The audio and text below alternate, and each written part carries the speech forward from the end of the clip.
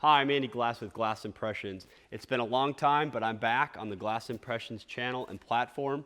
Here is going to be our 2017 shop tour. My shop is an absolute disaster, but I wanted to give you a quick insight on what it is after a extremely large project, or actually a couple projects, and then what we have planned for the future as far as shop reorganization and addition, as well as what we have planned for the future as far as projects and things like that.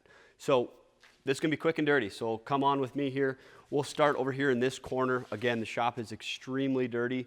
We have a large 16-inch bed grizzly joiner here. This thing is an absolute beast, and it's vital to some of the larger projects that we do with the hardwoods. Right behind it, you'll see our Clearview 1800. That's a 5-horsepower motor. Absolutely fantastic.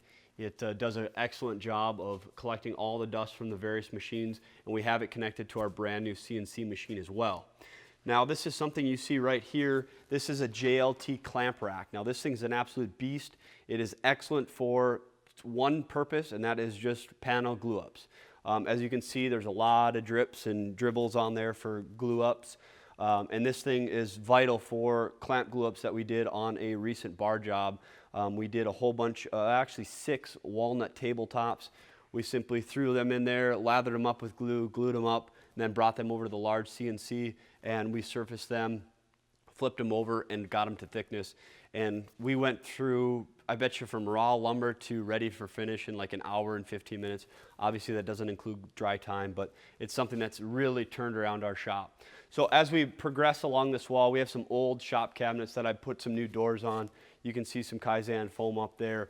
I did a past video. You can click the card in the corner. That's just basically getting your wall space back is putting the tools up there. Any tools that you use on a regular basis, they're ready to go, and you know if they're missing. Clearly, I have some calipers missing, short little hammer. Some of these have broken. I need to replace them or recut out the foam. But on top here, we have just some small benchtop tools, the famous rigid oscillating sander. I have a Craig Foreman under this pile of scrap wood. This is a prototype of our drill storage unit that we will show you here in a little bit.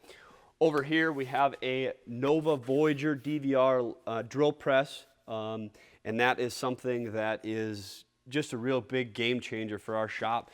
It's really an extremely smart tool. It's got a digital touchscreen. You can change your RPMs just by turning this dial. Whole bunch of different settings on there. Extremely nice tool to have in the shop. We kind of get over here in this corner. I did used to have a Nova lathe, a DVR lathe over here, but I moved that out of the shop just to save a little bit more space. Actually, Matt's got it in his shop, and he's getting a lot more use out of it right now. And if I ever need to do any turning, I'll head over to his shop.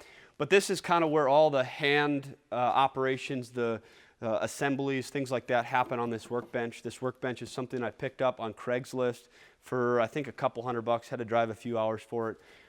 Not happy with it whatsoever, but it got me by with what I need, and really the type of work that I do here in the production shop is more suited for a larger assembly table rather than focusing on traditional workbench type work holding. With that being said, this is something that we're going to change. We're actually going to move to a different part of the shop in the near future, and we'll have a video series along for that. But as we swing around here, we'll come over to our Tormek sharpening station. This is something that was awesome when the lathe was in here. As you can see, Matt has cannibalized my lathe rack, but this is a Tormek T8. It's a slow RPM water-cooled sharpening system. Absolutely wonderful for sharpening chisels. If you hang out there for a second, we'll pop over and I'll show you some of the chisels that I've had sharpened here. I don't know if you can get a close-up, Micah, but these chisels are just absolutely razor sharp, and they can shave your arm hair. It's kind of gross, but it's pretty sweet.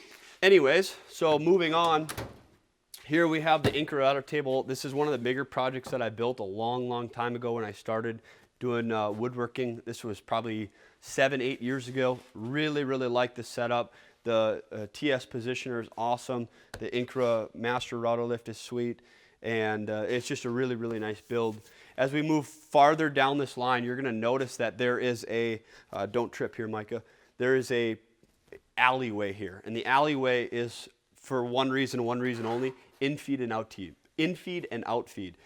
So if I need in-feed and out-feed for the drum sander, I pull it out away from the wall, and now I have full, 10, 8 feet, basically whatever I need to do that. And then when I'm done, I just push it back into the wall. Same with both the router table and the bandsaw. As we move this way, we have a large grizzly planer. This thing is permanently in that in-feed and out-feed space.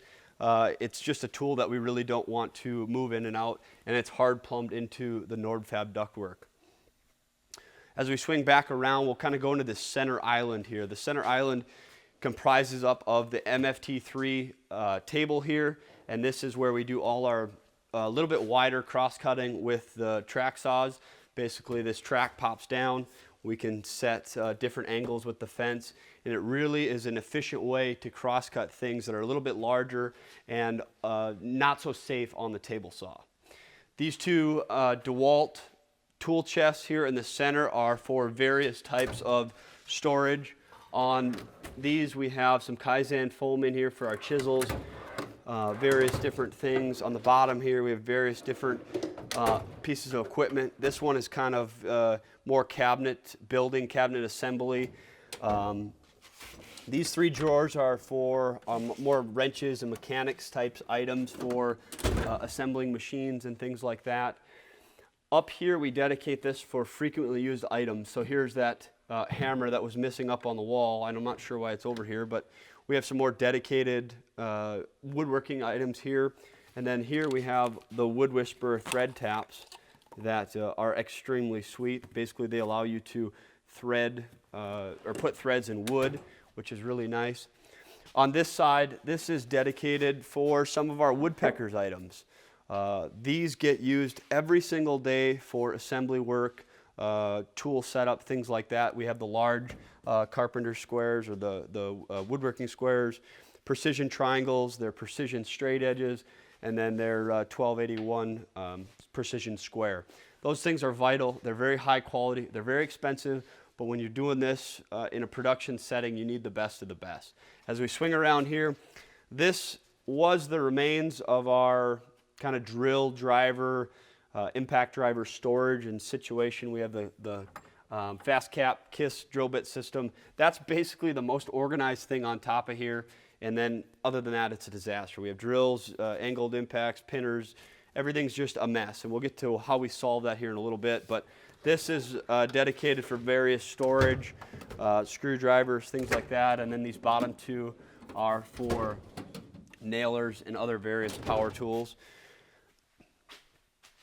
And then in this kind of island right here, we have 3 main tools. We'll start over here with our professional 3 horsepower saw stop. This is the professional cabinet saw or PCS version. It has a 36-inch rip capacity, T-glide fence. It has a sliding table on here, a sliding crosscut table. Currently we have our power feeder on there. We were doing some face frame stocks, and that's just been an absolute breeze.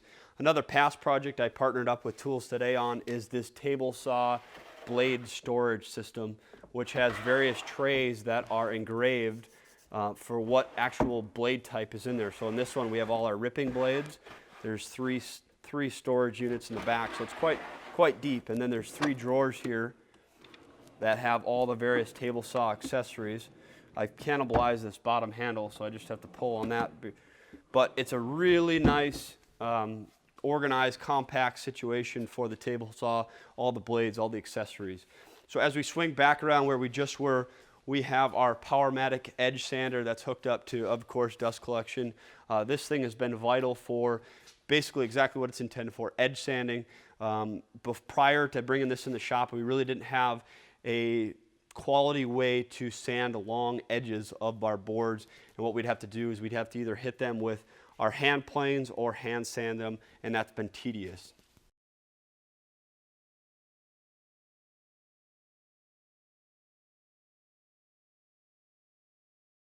So as we move around over here, this is a small ShopBot Tools Desktop Max.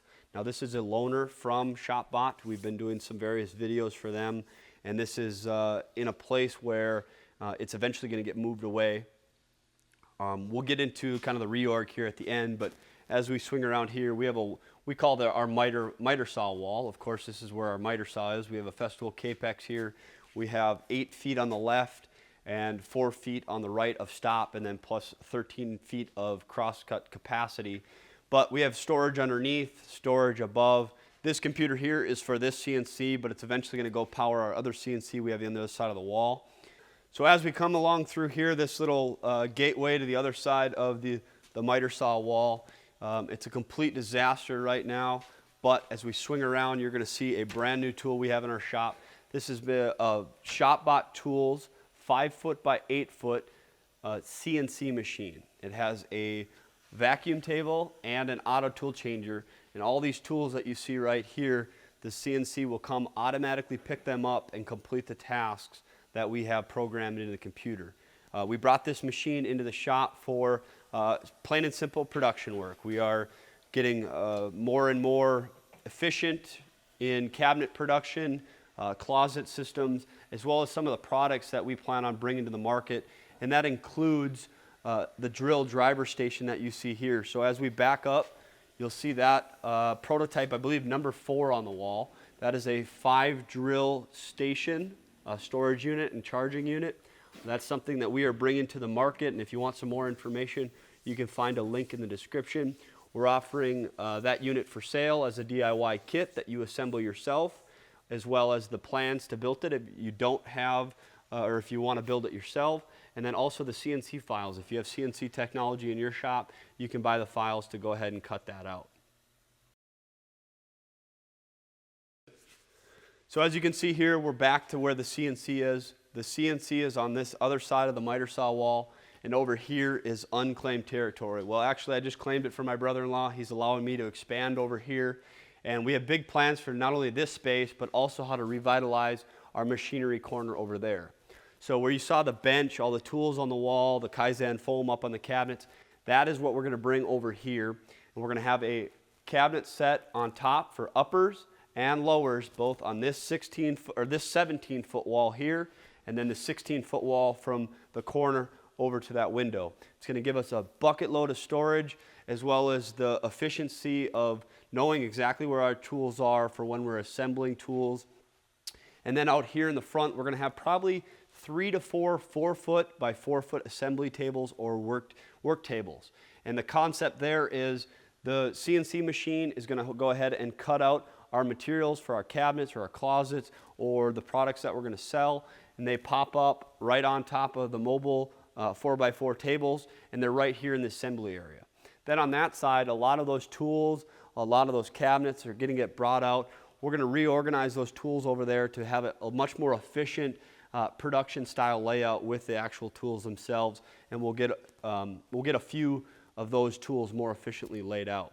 And then in addition to that, over here with the 4 mobile tables, we can move those out of the way, and then we have a mobile spray booth that we can set up right here for doing our finishing on the cabinets, closet systems, and even the products that we sell.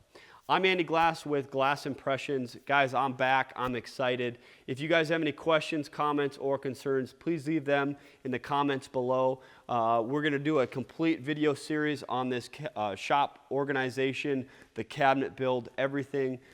So I can't wait to bring you guys along for the ride. Thanks for watching. I'll see you next time.